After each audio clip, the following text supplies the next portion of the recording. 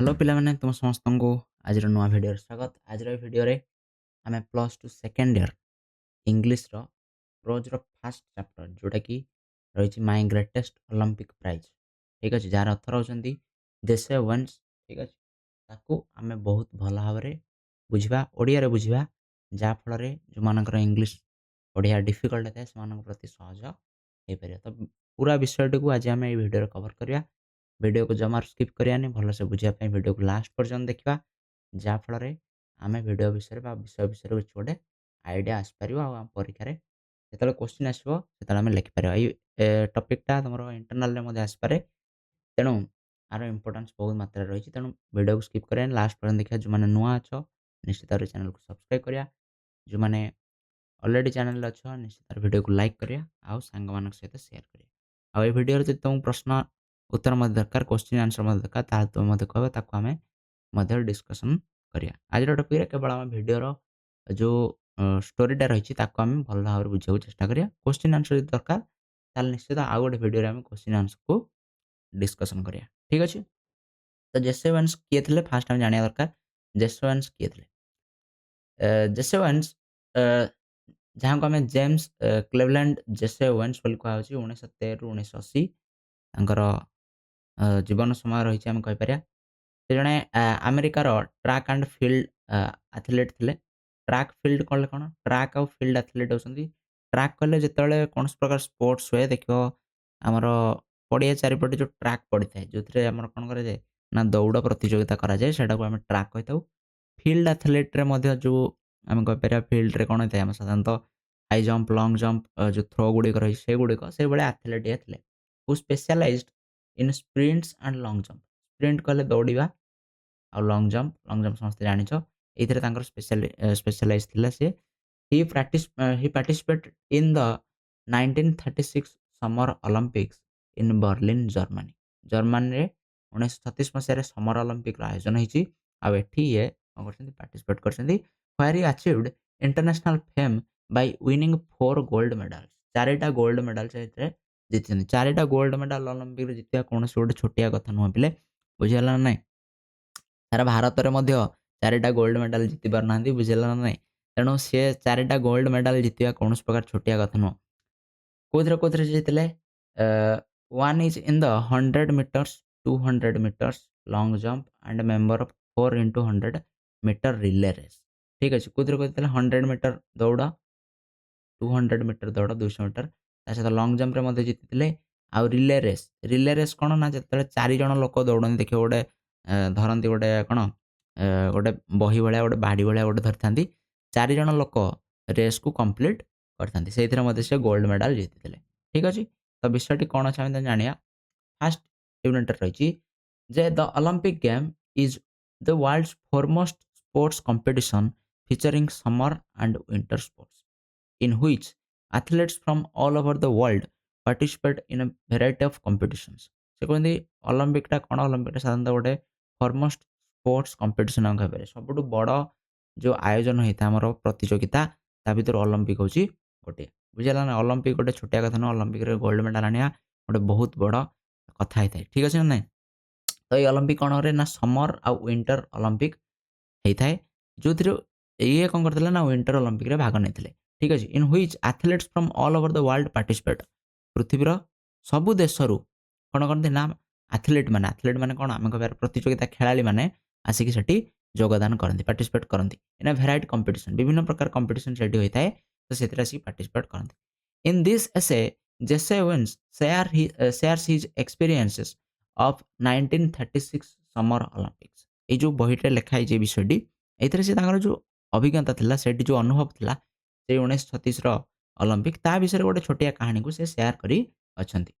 ठीक अच्छे Olympics held in Berlin when patriotic feelings were running high in Germany. Patriotic feeling मतलब देश प्रेम जो समय आम कह देशात्मबोध भावना जो समय बहुत मात्रा रही से समय कौन हो ना जर्मनी रे ओलंपिक को करा जाउछि। ठीक अच्छे ना नहीं आ से समय देशात्मबोध भावना लोक मान मध्य बहुत अधिक मात्रा थिला बोली से कहउछन्ति।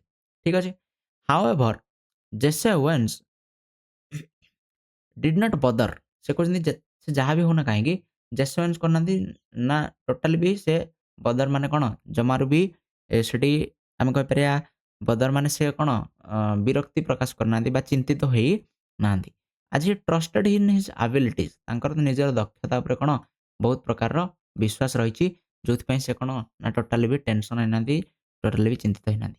ହି tells his stunning story about forging a lasting friendship with a German. ସେ କହନ୍ତି ଷ୍ଟନିଂ ମାନେ ଏଠି ଆମେ କହିବାର ଗୋଟେ ବହୁତ ବଢ଼ିଆ ଚମତ୍କାର ତାଙ୍କର କାହାଣୀ ରହିଛି। ଏବାଉଟ୍ ଫର୍ଜିଂ ମାନେ ତିଆରି କରିବା। ଠିକ୍ ଅଛି। ଗୋଟେ ଲାଷ୍ଟିଂ ଫ୍ରେଣ୍ଡସିପ୍ ଗୋଟେ ବନ୍ଧୁତ୍ୱ ତିଆରି କରିବା କାହା ସହିତ ଜଣେ ଜର୍ମାନଙ୍କ ସହିତ।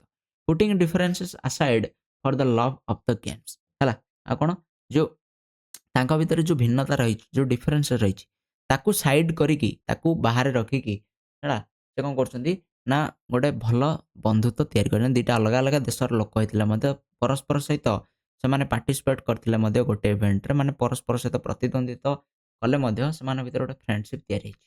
କେମିତି ସେଇଟା ଆମେ ଜାଣିବା। ଠିକ୍ ଅଛି।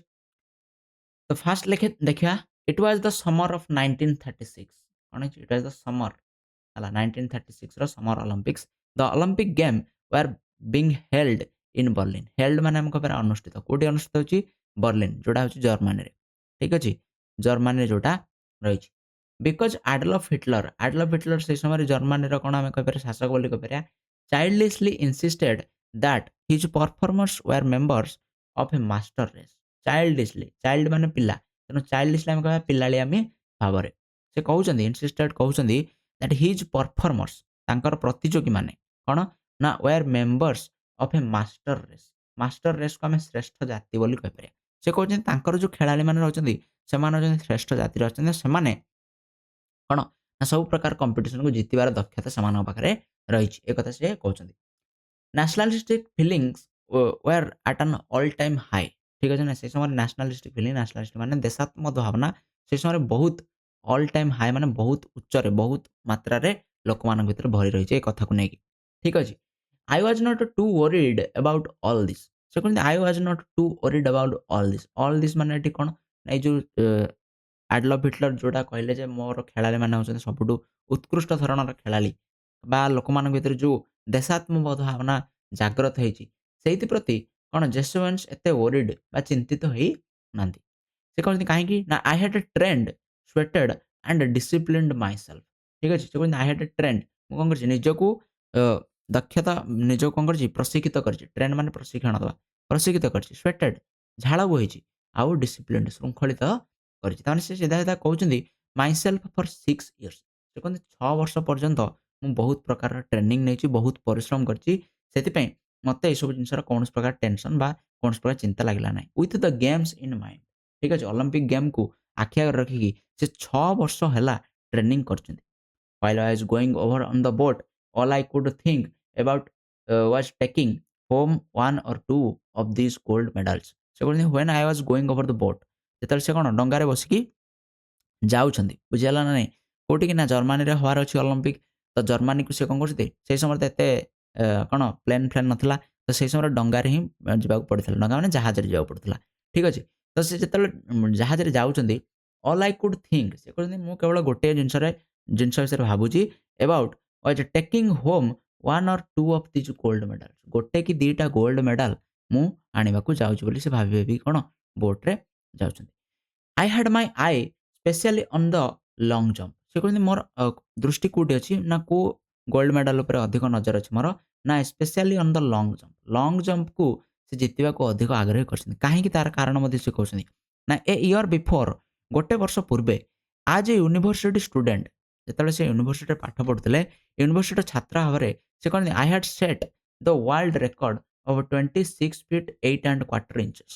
ସେ କହନ୍ତି ଯେତେବେଳେ ମୁଁ ୟୁନିଭର୍ସିଟିରେ ପାଠ ପଢୁଥିଲି ସେତେବେଳେ ମୁଁ ଗୋଟେ ୱାର୍ଲଡ ରେକର୍ଡ ମଧ୍ୟ ବନେଇଥିଲି। କେତେ ୱାର୍ଲଡ ରେକର୍ଡ ଥିଲା ନା 26 ଫୁଟର ଗୋଟେ ୱାର୍ଲଡ ରେକର୍ଡ। 26 ଫୁଟ ଆଉ 8 ଇଞ୍ଚର ଗୋଟେ ୱାର୍ଲଡ ରେକର୍ଡ ସେ ଡେଇଁକି ତିଆରି କରିଛନ୍ତି। ତେଣୁ ଏଭ୍ରିୱାନ୍ କାଇଣ୍ଡ ଅଫ୍ ଏକ୍ସପେକ୍ଟେଡ୍ ମି to win that the Olympic event hands down. ତ ଏଭ୍ରିୱାନ୍ କାଇଣ୍ଡ ଅଫ୍ ଏକ୍ସପେକ୍ଟେଡ୍ ମାନେ କ'ଣ ଆଶା କରିବା। ଠିକ୍ ଅଛି ନା ନାହିଁ? ଆଶା କରିବା। ସମସ୍ତେ ଆଶା କରୁଛନ୍ତି ଯେ ମି to win the Olympic event. ଏଇ ଲଙ୍ଗ୍ ଜମ୍ପରେ ମୁଁ କ'ଣ କରିବି ଏଇ ଯୋଉ ଲଙ୍ଗ୍ ଜମ୍ପର ଅଲିମ୍ପିକ୍ ଇଭେଣ୍ଟଟା ରହିଛି ତାକୁ ମୁଁ ବହୁତ ସହଜରେ ହ୍ୟାଣ୍ଡସ୍ ଡାଉନ୍ ମାନେ ଅତି ସହଜରେ ଅତି ସହଜରେ ମୁଁ ଜିତିଯିବି ବୋଲି ସମସ୍ତେ ଆଶା କରୁଛନ୍ତି। ଠିକ୍ ଅଛି? Next. I was in for a surprise when the time came for the long jump trials. ଯେତେବେଳେ ଅଲମ୍ପିକ ହୁଏ, ସବୁବେଳେ ମନେ ରଖିବା ଦରକାର ଯେତେବେଳେ ଅଲମ୍ପିକ ହୁଏ ଯୋଉମାନେ ଭାଗ ନେବାକୁ ଆସିଥାନ୍ତି, ସେଠି ଅଲମ୍ପିକ ଫାଇନାଲ ଜମ୍ପ ହେବା ପୂର୍ବରୁ ଗୋଟେ ଟ୍ରାଏଲ୍ ନିଆଯାଏ ସମସ୍ତଙ୍କର। ଗୋଟେ ଟ୍ରାଏଲ୍ ନିଆଯାଏ। ସେ ଟ୍ରାଏଲ୍‌ରେ ଗୋଟେ ମିନିମମ୍ କ୍ୱାଲିଫିକେସନ ରହିଥାଏ ଯେ ଏତିକି ବାଟ ତମକୁ ଡେଇଁବାକୁ ପଡ଼ିବ। ସେମିତି ରେସିଂରେ କହିବା ଏତିକି ସମୟରେ ତମେ ଦୌଡ଼ିବାକୁ ପଡ଼ିବ। ତ ସେଇଟାକୁ ତମେ କ'ଣ କରିବାକୁ ପଡ଼ିବ? ନା କମ୍ପ୍ଲିଟ୍ କରିବାକୁ ପଡ଼ିଥାଏ। ତ ସେ କଥା ସେ କହୁଛନ୍ତି। I was in for a surprise. ଯେତେବେଳେ ଏଇ ଟ୍ରାଏଲ୍ ଜମ୍ପ ଆସିଲା ମୁଁ କ'ଣ ହେଲି ସରପ୍ରାଇଜ୍ ହେଇଗଲି, ଆଶ୍ଚର୍ଯ୍ୟ ହେଇଗଲି। ହ୍ୱେନ୍ ଦ ଟାଇମ୍ କେମ୍ for the long jump trial. Long jump trial ଯେତେବେଳେ ଆସିଲା ମୁଁ ଆଶ୍ଚର୍ଯ୍ୟ ହେଇଗଲି। I was startled to see a tall boy hitting the pit at almost 26 feet on his practice leaves. I was startled. startled ମାନେ ସେ କହୁଛନ୍ତି ମୁଁ ଆଶ୍ଚର୍ଯ୍ୟ ହେଇଗଲି। ଟୁ ସି କାହାକୁ ଦେଖିକି? ନା ଏ ଟଲ୍ ବୟ ଗୋଟେ ଡେଙ୍ଗା ପିଲାକୁ ଦେଖିକି ହିଟିଂ ଦ ପିଟ୍। ପିଟ୍ ମାନେ କ'ଣ? ପିଟ୍ ମାନେ ଏଠି ଆମେ କହିପାରିବା ଡେଇଁବା ସ୍ଥାନ। ଯୋଉ ଜାଗାରେ ଡିଆଁଯାଏ। ଠିକ୍ ଅଛି? ଯୋଉଠି ଲଙ୍ଗ୍ ଜମ୍ପ ଡିଆଁଯାଏ ସାଧାରଣତଃ ସେଠି ଗୋଟେ ବହୁତ ବଡ଼ ଏର କ'ଣ ହେଇଥିବ ବାଲି ପଡ଼ିଥିବ। ସେଇ ଜାଗାଟାକୁ କୁହାଯାଏ ପିଟ୍ ବୋଲି। ବୁଝିହେଲା? At almost 26 feet on his practice leaps. Practice leaps, leaps ମାନେ ଡେଇଁବା। ଯୋଉ ପ୍ରାକ୍ଟିସ୍‌ର ଡେଇଁବାରେ ସେ ପିଲାଟା କ'ଣ 26 ଫୁଟ୍ ପାଖାପାଖି ଡେଇଁ ପଡ଼ୁଛି। ଆଉ ଇଏ କେତେ ରେକର୍ଡ ସୃଷ୍ଟି କରିଥିଲେ? 26 ଫୁଟ୍ 8 ଇଞ୍ଚର ରେକର୍ଡ ସୃଷ୍ଟି କରିଥିଲା। ମାନେ ବହୁତ ବଡ଼ ରେକର୍ଡ ସୃଷ୍ଟି କରିନାହାନ୍ତି ସେଠି ଦେଖିବାକୁ ଗଲେ। ପ୍ରାକ୍ଟିସ୍‌ରେ ଜଣେ 26 ଫୁଟ୍ ଡେଇଁ ପଡ଼ୁଛି ମାନେ ସେ ଫାଇନାଲରେ ବହୁତ ଅଧିକ ମଧ୍ୟ ଡେଇଁପାରିବ। ହି ଟର୍ଣ୍ଣଡ୍ ଆଉଟ୍ ଟୁ ବି ଏ ଜର୍ମାନ ନେମ୍ଡ ଲଜଲଙ୍ଗ। ହେଲା, ହି ଟର୍ଣ୍ଣଡ୍ ଆଉଟ୍ ସେ କିଏ ଥିଲେ? ଯିଏ ଯୋଉ ପିଲାଟା ଡେଉଁଛି, ଯୋଉ ଡେଙ୍ଗା ପିଲାଟା ଡେଇଁ ପଡ଼ୁଛି, ସେ କିଏ ଥିଲା? ନା ଟୁ ବି ଏ ଜର୍ମାନ। ସେ ଜଣେ ଜର୍ମାନ ଥିଲା। ଜର୍ମାନ ମାନେ ଜର୍ମାନୀର ଅଧିବାସୀକୁ ଜର୍ମାନ ଆମେ କହିପାରିବା। ଠିକ୍ ଅଛି, ଜର୍ମାନର ଅଧିବାସୀ ଥିଲା। ନେମ୍ଡ ଲଜଲଙ୍ଗ। ତା ନାଁ କ'ଣ? ନା ଲଜଲଙ୍ଗ। ସେ ପିଲାର ନାଁ ହେଉଛି ଲଜଲଙ୍ଗ। I was told that Hitler had kept him under wraps, evidently hoping he would win the jump. ହେଲା, ସେ କହୁଛନ୍ତି ସେ I was told ସେତେବେଳେ ମୋତେ କୁହାଗଲା, ଯେତେବେଳେ ପଚାରିଲି ପିଲାଟା କିଏ, ତ ମୋତେ କୁହାଗଲା ମାନେ ମୋତେ କହିଲେ ଯେ ଏଇଟା ହେଉଛି Hitler had kept him under wraps. under wraps ମାନେ ଗୁପ୍ତ ଭାବରେ ଲୁଚେଇକି ରଖିବା। ସେ ପିଲାଟାକୁ ବାହାରକୁ ଆଣିବାକୁ ଦିଆଯାଏନି। ଯେତେବେଳେ ଅଲମ୍ପିକରେ ବିଭିନ୍ନ ଆଥଲେଟ୍ ମାନେ ଟ୍ରେନିଂ ନିଅନ୍ତି, ସେତେବେଳେ କେହି ସେମାନେ କ'ଣ କରନ୍ତି ନା ନିଜର ଟ୍ରେନିଂ ଅନ୍ୟକୁ ଦେଖାନ୍ତି ନାହିଁ। ବୁଝିହେଲା ନା ନାଇଁ? ଯଦି ଦେଖେଇଦେଲେ ତାହେଲେ କ'ଣ ହବ? ନା ଅନ୍ୟମାନେ ମଧ୍ୟ ସେଇ ଯୋଉ ଷ୍ଟ୍ରାଟେଜିଟା ସେଠି କ'ଣ ହବ? ନା ଲିକ୍ ହେଇଯିବ ବୋଲି କୁହାଯାଏ। ତ ସମସ୍ତେ କ'ଣ ଗୁପ୍ତ ଭାବରେ ଟ୍ରେନିଂ ନେଇଥାନ୍ତି। କେହି କାହାକୁ କିଛି କୁହନ୍ତି ନାହିଁ ଅଲମ୍ପିକକୁ ଯୋଉମାନେ ଯାଆନ୍ତି। ଠିକ୍ ଅଛି? ତେଣୁ ସେମିତି ହିଟଲର ମଧ୍ୟ କ'ଣ କରୁଛି ନା ସେ ପିଲାକୁ ଲୁଚେଇକି ଏପର୍ଯ୍ୟନ୍ତ ରଖିଛି। କ'ଣ ପାଇଁ? ନା evidently hoping he would win the jump. Olympic ଜିତିବା ଆଶାରେ କ'ଣ ହିଟଲର ତାକୁ ଲୁଚେଇକି ରଖିଥିଲା ବୋଲି ଏଠି ଜେସେୱନ୍ସ ଜାଣିବାକୁ ପାଉଛନ୍ତି। ସେ ପିଲାର ନାଁ କ'ଣ? ଲଜଲଙ୍ଗ। ତାପରେ ସେ କହନ୍ତି I supposed that if Long wins. Long ମାନେ ଏଠି ଲଜଲଙ୍ଗ କଥା କୁହାଯାଏ। ଯଦି ଲଙ୍ଗ ଓନ୍, ଯଦି ଲଙ୍ଗ ଜିତି ଯାଉଛି, it would add some new support to the Nazis Aryan superiority theory. ନାଜିମାନଙ୍କର ଆରିଆନ୍ ସୁପିରିୟରିଟି ଥିଓରି ବୋଲି ସେ ସମୟରେ ଥିଲା ଗୋଟେ ଜିନିଷ, ଆର୍ଯ୍ୟ ଶ୍ରେଷ୍ଠତ୍ୱ ତତ୍ତ୍ୱ ବୋଲି ଆମେ କହିପାରିବା। ସେମାନେ କହୁଥିଲେ ଆମ ଦେଶର ଅଧିବାସୀ ବା ଆରିଆନ୍ ମାନେ ବା ଆର୍ଯ୍ୟମାନେ ହେଉଛନ୍ତି ସବୁଠୁ ଶ୍ରେଷ୍ଠ। ସବୁ ଅନ୍ୟ ଦେଶମାନଙ୍କର ଅଧିବାସୀ ବା ଅନ୍ୟ ଲୋକମାନଙ୍କଠାରୁ ଶ୍ରେଷ୍ଠ ହେଉଛନ୍ତି କୋଉମାନେ? ଆର୍ଯ୍ୟମାନେ। ଏଇଭଳି ଚିନ୍ତାଧାରା କୋଉମାନଙ୍କର ଥିଲା? ନା ନାଜିମାନଙ୍କର ଥିଲା। ଜର୍ମାନ ଲୋକମାନଙ୍କର ସେଇ ସମୟରେ ରହିଥିଲା। ଠିକ୍ ଅଛି? ତ ଯଦି ସେଇ ସମୟରେ ଲଜଲଙ୍ଗ ଜିତୁଛି ଯୋଉ ଲଙ୍ଗ ଜମ୍ପଟା, ତାହେଲେ ଏଇ ଯୋଉ ଶ୍ରେଷ୍ଠ ଯୋଉ ତତ୍ତ୍ୱ ରହିଲା, ଶ୍ରେଷ୍ଠ ତତ୍ତ୍ୱ ଯେ ଆରିଆନ୍ ମାନେ ବା ଆର୍ଯ୍ୟମାନେ ହେଉଛନ୍ତି ସବୁଠୁ ଶ୍ରେଷ୍ଠ, ଏଇଟା କ'ଣ ସତ ପ୍ରମାଣିତ ହେବ। ଏଇ କଥା କିଏ ଭାବୁଛନ୍ତି? ନା ଏଇ କଥା ଭାବୁଛନ୍ତି ଆମର କିଏ? Jesse Owens. After all I am a Negro. Negro, Negro ମାନେ ଆମେ କହିପାରିବା କୃଷ୍ଣକାୟ। ଠିକ୍ ଅଛି ନା ନାଇଁ? କୃଷ୍ଣକାୟ ବା ଯୋଉ କଳା ଲୋକମାନେ ରହିଥାନ୍ତି ସେମାନଙ୍କୁ ନିଗ୍ରୋ ବୋଲି କୁହାଯାଇଥାଏ। After all I am a Negro, a little hot under the collar about master race who was about Hitler's way. ସେ କହନ୍ତି a little hot under the collar. ହେଲା, ଏଠି କ'ଣ? ଏଇଟା ଗୋଟେ ଫିଗର ଅଫ୍ ସ୍ପିଚ୍ ଆମେ କହିପାରିବା। ଠିକ୍ ଅଛି ନା ନାଇଁ? ଆର ଅର୍ଥ ହେଉଛି ଯେ କ'ଣ? ନା ଏଠି ହିଟଲର କ'ଣ ନିଗ୍ରୋମାନଙ୍କୁ ଦେଖିକି କ'ଣ ରାଗି ଯାଇଥାନ୍ତି। ବୁଝିହେଲା ନା ନାଇଁ? A little hot under the collar about Hitler's way. ଠିକ୍ ଅଛି? ହିଟଲର ନିଗ୍ରୋମାନଙ୍କୁ ପସନ୍ଦ କରନ୍ତି ନାହିଁ। I determined to go out there and really show der Fuhrer and his master race who was superior and who was not. ହେଲା, ସେ କହୁଛନ୍ତି I was ଡିଟରମିନ୍ଡ। ଡିଟରମିନ୍ଡ ମାନେ ମୁଁ ଏଠି କ'ଣ ପ୍ରତିଜ୍ଞାବଦ୍ଧ ହେଲି ଆମେ କହିପାରିବା ଟୁ ଗୋ ଆଉଟ୍ ଦେୟାର ଫିଲ୍ଡକୁ ଯିବି ଆଣ୍ଡ ରିଏଲି ଶୋ। ଶୋ ମାନେ ଦେଖେଇବା କାହାକୁ? ଡେର୍ ଫେରର। ଡେର୍ ଫେରର କାହାକୁ କୁହାଯାଏ? ହିଟଲରକୁ ହିଁ କୁହାଯାଏ। ଠିକ୍ ଅଛି? ସେଇ ସମୟରେ ହିଟଲରକୁ ଏଇ ଶବ୍ଦରେ ଡକାଉଥିଲା। ଠିକ୍ ଅଛି? ଜର୍ମାନର ଶାସକଙ୍କୁ। And his master race. Master race ମାନେ ଶ୍ରେଷ୍ଠ ଜାତି। ସେ ଯୋଉ କହୁଥିଲେ ଯେ ଆମର ଜାତି ହେଉଛି ଶ୍ରେଷ୍ଠ, ଆମର ଲୋକମାନେ ହେଉଛନ୍ତି ଶ୍ରେଷ୍ଠ, ଆରିଆନ୍ ମାନେ ହେଉଛନ୍ତି ଶ୍ରେଷ୍ଠ। ତ ସିଏ ଏଇଠି ଜେସୱାନ୍ସ କହୁଛନ୍ତି ମୁଁ ଯାଇକି ନିଶ୍ଚିତ ଭାବରେ ତାଙ୍କୁ ଦେଖେଇଦେବି ଯେ ହୁ was superior and who was not. କିଏ ଶ୍ରେଷ୍ଠ ଆଉ କିଏ ଶ୍ରେଷ୍ଠ ନୁହେଁ, ମୁଁ ସେଇଟା ନିଶ୍ଚିତ ଭାବରେ ହିଟଲରକୁ ଦେଖେଇ ଦେବି। ତ ଏଇଭଳି ଭାବରେ ଫାଷ୍ଟ ୟୁନିଟଟା ଆମର ଯାଉଛି ଯୋଉଠି ସେ ଗୋଟେ କହୁଛନ୍ତି ଯେ ଯେତେବେଳେ ମୁଁ ଗୋଟେ ୟୁନିଭର୍ସିଟି ଷ୍ଟୁଡେଣ୍ଟ ଥିଲି ସେତେବେଳେ ଗୋଟେ ରେକର୍ଡ ସୃଷ୍ଟି କରିଥିଲି 26 ଫୁଟ ଆଉ 8 ଇଞ୍ଚର। ଆଉ ସେଠି ପ୍ରାକ୍ଟିସରେ ମୁଁ ଦେଖୁଛି ଯେ ଗୋଟେ ପିଲା କଣ କରୁଛି ନା 26 ଫୁଟ ଅଲମୋଷ୍ଟ ମାରିଦଉଛି। ତ ସେଠି ଗୋଟେ ଇଏ ଡିଟରମିନ୍ ହେଇଛନ୍ତି, ଗୋଟେ ପ୍ରତିଜ୍ଞା ମଧ୍ୟ ହେଇଛନ୍ତି, ନିଜକୁ ଦୃଢ଼ ସଂକଳ୍ପ କରିଛନ୍ତି ଯେ ମୁଁ ଯାଇକି ନିଶ୍ଚିତ ଭାବରେ ସେଇ ଲଙ୍ଗ ଜମ୍ପ ଜିତିବି ଆଉ ସମସ୍ତଙ୍କୁ ଦେଖେଇଦେବି ଯେ କିଏ ଶ୍ରେଷ୍ଠ ଆଉ କିଏ ଶ୍ରେଷ୍ଠ ନୁହେଁ। ଏଇଭଳି ଜିନିଷ ଫାଷ୍ଟ ୟୁନିଟରେ ହେଇଛି। ଠିକ୍ ଅଛି। ନେକ୍ସଟ ଆମେ ଦେଖିବା ସେକେଣ୍ଡ ୟୁନିଟ। ସେକେଣ୍ଡ ୟୁନିଟରେ କଣ ହେଇଛି? ସେ କହୁଛନ୍ତି ଯେ anger is the worst enemy of an athlete. ହେଲା, ଆଙ୍ଗର ମାନେ ଆମେ କହିବା କ୍ରୋଧ। ଠିକ୍ ଅଛି, ରାଗିଯିବା। ଗୋଟେ ଆଥଲେଟ୍ ପାଇଁ ୱର୍ଷ୍ଟ ଏନିମି ମାନେ ହେଉଛି ଶତ୍ରୁ। ଠିକ୍ ଅଛି।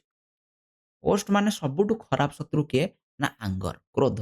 ଗୋଟେ ଆଥଲେଟକୁ ରାଗିବା କେତେବେଳେ ହେଲେ ଭଲ ହୁଏ ନାହିଁ। ଗୋଟେ ଖେଳାଳି ଯଦି ଖେଳ ସମୟରେ ରାଗିଗଲା ତାମାନେ ସେଇଟା ହେଉଛି ତାର ସବୁଠୁ ବଡ଼ ଶତ୍ରୁ। ସେଇଥିରେ କଣ ହୁଏ ନା ବିଭିନ୍ନ ପ୍ରକାର ଭୁଲ ଭଟକା ହେଇପାରେ। ଠିକ୍ ଅଛି, ଏଟାକୁ ଆମେ ଜାଣିବା। Read the following unit of the text and find out how Jesse Owens suffered। କେମିତି କଷ୍ଟ ପାଇଛନ୍ତି for his anger। ଏଇ ଯୋଉ ରାଗିକି ଯୋଉ ରାଗିଗଲେ ସେ ଶୁଣିକି ଯେ କଣ ଯେ ସେଇ ଶ୍ରେଷ୍ଠ ଜାତି ଏଇସବୁ ଜିନିଷ ଶୁଣିକି ଯୋଉ ରାଗ ତାଙ୍କ ମନରେ ଆସିଛି ସେଟା କେମିତି ତାଙ୍କୁ କଷ୍ଟ ଦଉଛି ଆଉ କିଏ ତାଙ୍କୁ ବେଲ୍ଡ ହିମ୍ ଆଉଟ୍। ବେଲ୍ଡ ମାନେ ସେ ରାଗରୁ କିଏ ମୁକ୍ତ ତାଙ୍କୁ କରୁଛି, ଏଇସବୁ ଜିନିଷ ଆମେ ଜାଣିବା ୟୁନିଟରେ। An angry athlete is an athlete who will make mistakes। Mistakes ମାନେ ଭୁଲ ଭଟକା, ବୁଝିଲା। ଗୋଟେ ଆଙ୍ଗ୍ରି ଆଥଲେଟ୍, ଗୋଟେ ରାଗି ଯାଇଥିବା ଖେଳାଳି ସବୁବେଳେ କଣ who will make mistakes as any coach will tell you. ବୁଝିଲା। ଯେକୌଣସି କୋଚ୍ ପାଖକୁ ତମେ କହିବ, ଯେକୌଣସି ପ୍ରଶିକ୍ଷକ ଏ କଥା କହିଦେବ ଯେ ଯଦି ଗୋଟେ ଖେଳାଳି ରାଗି ହେଇଥାଏ ତାହେଲେ ସେ ଖେଳ ସମୟରେ କଣ ହେଇପାରିବ ନା ଭୁଲ ଭଟକା ମଧ୍ୟ କରିପାରେ। I was no exception. ମୁଁ କୌଣସି ପ୍ରକାର ଏଥିରେ ବ୍ୟତିକ୍ରମ ମଧ୍ୟ ନୁହେଁ। ଏକ୍ସେପସନ୍ ମାନେ ବ୍ୟତିକ୍ରମ। ଏଥିରେ ମୁଁ କୌଣସି ପ୍ରକାର ଅଲଗା ନୁହେଁ, ମୁଁ ମଧ୍ୟ ସେ ଭିତରେ ଆସୁଛି। On the first of my 3 qualifying jumps, I leapt from several inches beyond the take-off board for a no jump। ଏଇ ଯୋଉ ଲଜଲଙ୍ଗ କଣ କରୁଛନ୍ତି ନା ଡେଉଁଛନ୍ତି 26 ଫୁଟ ପ୍ରାକ୍ଟିସରେ। ଠିକ୍ ଅଛି। ସେଇଟାକୁ ଦେଖିକି ଆଙ୍କ ମନରେ ଯୋଉ କଣ ଗୋଟେ ରାଗ ସୃଷ୍ଟି ହେଇଛି ଆଉ ତା ସହିତ ଯୋଉ ନାଜି ମାନଙ୍କର ଯୋଉ ଆରିଆନ୍ ସୁପିରିୟରିଟି ଥିଓରି ସେଇ ଜିନିଷକୁ ନେଇକି ଯୋଉ ରାଗ ଗୋଟେ ସୃଷ୍ଟି ହେଇଛି, କ୍ରୋଧ ଗୋଟେ ସୃଷ୍ଟି ହେଇଛି ଜେସୋନ୍ସଙ୍କ ମନରେ। ସେଥିପାଇଁ କଣ ହଉଛି on the first of my 3 qualifying jumps. ମୁଁ ଏବେ ଜଷ୍ଟ କହିଥିଲି ଯେ କ୍ୱାଲିଫାଇଂ ଜମ୍ପସ୍ କଣ ନା ଅଲିମ୍ପିକ ଫାଇନାଲ ଜମ୍ପ ହେବା ପୂର୍ବରୁ ଗୋଟେ କ୍ୱାଲିଫାଇ ଜମ୍ପ କରିଦିଆଯାଏ। ଠିକ୍ ଅଛି। ସେଠି ଗୋଟେ ମିନିମମ୍ ଡିଷ୍ଟାନ୍ସ ଡେଇଁବାକୁ ପଡ଼ିଥାଏ। ଯଦି ସେତିକି ଡେଇଁ ନ ପାରିଲ ତାହେଲେ ତମେ କଣ ଫାଇନାଲରେ ଡେଇଁ ପାରିବ ନାହିଁ। ତେଣୁ ସେ କହୁଛନ୍ତି on the first of my 3 qualifying jump, 3ଟା ଜମ୍ପ କ୍ୱାଲିଫାଇଂ ଜମ୍ପସ୍ ତାଙ୍କୁ ଦିଆଯାଇଛି। ତ ସେଥିରେ ସେ କଣ କରନ୍ତି ଆଇ ଲେଫ୍ଟ, ଲିପ୍ଟରୁ ଲେଫ୍ଟ ହେଇଛି। ଲିଫ୍ଟ ମାନେ ହେଉଛି ଡେଇଁବା। ସେ କଣ କରନ୍ତି ନା ଡେଉଁଛନ୍ତି from several inches beyond the take off board. Take off board କଣ ନା ଯୋଉ ଆମର ଲଙ୍ଗ ଜମ୍ପ ହୁଏ, ବୁଝିଲା। ଏମିତି ଗୋଟେ ଦୌଡ଼ି ଆସନ୍ତି। ଏଠି ଗୋଟେ ଗାର ଥାଏ। ଏଇ ଗାର ପୂର୍ବରୁ କଣ କରିବାକୁ ପଡ଼େ, ଏଇ ଗାର ପୂର୍ବରୁ ଡେଇଁବାକୁ ପଡ଼େ। ଏଇଟା କୁହାଯାଏ ଟେକ୍ ଅଫ୍ ବୋର୍ଡ। ତ ସେ କହନ୍ତି ସେଭେରାଲ ଇଞ୍ଚେସ୍ ବିୟଣ୍ଡ, ଏଇ ଗାର ପୂର୍ବରୁ ଡେଇଁବାକୁ ପଡ଼େ। କିନ୍ତୁ ଜେସୋନ୍ସ କଣ କରନ୍ତି ନା ଏଇ ଗାର ପରେ ଯାଇକି, ବିୟଣ୍ଡ ମାନେ ବାହାରେ, ଗାରର ବାହାରେ ଯାଇକି ସେ ଡେଇଁ ପଡୁଛନ୍ତି ଫର୍ ଏ ନୋ ଜମ୍ପ, ଯୋଉଟା ଗୋଟେ ଫାଉଲ। ଯଦି ଗାର ବାହାରେ କିମ୍ବା ଗାରକୁ ଛୁଇଁକି ଡେଇଁଲ ତାହେଲେ ସେଟାକୁ କାଉଣ୍ଟ କରାଯିବ ନାହିଁ। ଗାର ପୂର୍ବରୁ ତମକୁ ଡେଇଁବାକୁ ପଡ଼ିଥାଏ। ଠିକ୍ ଅଛି। ସେ କଥା ସେ 3 ଥର ସେ କଣ କରୁଛନ୍ତି ନା ଏମିତି ଭାବରେ ଫାଉଲ କରିଛନ୍ତି। ଠିକ୍ ଅଛି। ସେ କହନ୍ତି ଫାଷ୍ଟ ଜମ୍ପରେ କଣ ହଉଛି ନା ଏମିତି ଭାବରେ କଣ ହଉଛି ନା 3ଟା କ୍ୱାଲିଫାଇଂ ଜମ୍ପସ୍ ଦିଆଯିବ। ଫାଷ୍ଟ ଜମ୍ପରେ ସେ ସେଟାକୁ ଛୁଇଁକି କଣ ଡେଇଁ ପଡୁଛନ୍ତି। ଅନ୍ ଦ ସେକେଣ୍ଡ ଜମ୍ପ, ଦ୍ୱିତୀୟ ଜମ୍ପରେ କଣ ହଉଛି I was even worse. I was even worse. ସେ କହନ୍ତି ସେକେଣ୍ଡ ଜମ୍ପରେ ଇଭିନ୍ ୱର୍ସ ମାନେ ଆହୁରି ମଧ୍ୟ ଖରାପ ଭାବରେ ସେ ଡେଉଁଛନ୍ତି। ତ ଗାର ବାହାରକୁ ପଳେଇ ଆସୁଛି ତାଙ୍କ ଗୋଡ଼, ଯାହାଫଳରେ ସେ କଣ 2ଟା ଯାକ ଜମ୍ପ କଣ ହେଇଯାଉଛି ଡିସକ୍ୱାଲିଫାଏ ହେଇଯାଉଛି। ତାପରେ ସେ ଭାବୁଛନ୍ତି did I come 3000 miles for this. ସେ ନିଜକୁ ନିଜେ ଭାବୁଛନ୍ତି ଯେ ମୁଁ କଣ 3000 ମାଇଲ, ମାଇଲ ମାନେ ଗୋଟେ ମାଇଲକୁ ଆମେ ପାଖାପାଖି 1.5 କିଲୋମିଟର ଯଦି ଆମେ ଧରିବା ତ 3000 ମାଇଲ କହିଲେ ଆମେ କହିବା 4005 କିଲୋମିଟର। ବୁଝିହେଲା ନା ନାଇଁ? ସେ କହନ୍ତି ଏତେ ଦୂର ଗୋଟେ ଦେଶରୁ ଆଉ ଗୋଟେ ଦେଶକୁ ଯାଇଛନ୍ତି। ସେ ଭାବୁଛନ୍ତି ମନେ ମନେ ଯେ did I come this miles for this. ଏମିତି ଭୁଲ କରିବାକୁ ମୁଁ କଣ ଆସିଛି କି? I thought ବିଟରଲି। ବିଟରଲି ମାନେ ଅତ୍ୟନ୍ତ ନିରାଶ ହେଇକି, ଦୁଃଖ ଭାବରେ, ମାନେ ନିଜକୁ ଗୋଟେ ନିରାଶ ଭାବରେ, ହତାଶ ଭାବରେ ସେ ଭାବୁଛନ୍ତି ଏ କଥା। To fail in the trials and make a fool of myself. କଣ ହବା ନା ଏତେ ଦୂର ମୁଁ କଣ ଆସିଛି ଗୋଟେ ଟ୍ରାଏଲ୍ସରେ ହିଁ ଫେଲ୍ ହେଇକି ପଳେଇବି, ମାନେ ଫାଇନାଲ ଜମ୍ପ ଡେଇଁବାକୁ ମତେ ମିଳିବ ନାହିଁ। ଆଉ ମେକ୍ ଏ ଫୁଲ୍ ଅଫ୍ ମାଇସେଲ୍ଫ, ଫୁଲ୍ ମାନେ ଏଠି ବୋକା, ନିଜକୁ ନିଜେ କ'ଣ ଏଠି ବୋକା ବୋଲି ସାବ୍ୟସ୍ତ କରିବି। ବୁଝିହେଲା? Walking a few yards from the pit ହେଲା, ୱାକିଂ ମଙ୍କି ମାନେ ଏଇ କଥା ଭାବି ଭାବି ସେ କ'ଣ କରୁଛନ୍ତି ନା ସେଠି ଚାଲୁଛନ୍ତି। ଫିଉ ୱାର୍ଡସ୍ ଫ୍ରମ୍ ଦ ପିଟ୍ ସେ ଯୋଉ ଡେଇଁବା ସ୍ଥାନ ସେଇଠୁ କିଛି ଦୂର ୟାର୍ଡସ୍ ମାନେ କିଛି ଗଜ, ଗଜ ମାନେ ଆମେ କହିପାରିବା ମିଟର କଥା। ତ ୟାର୍ଡସକୁ ଆମେ ମିଟର ସହିତ ତୁଳନା କରିପାରିବା।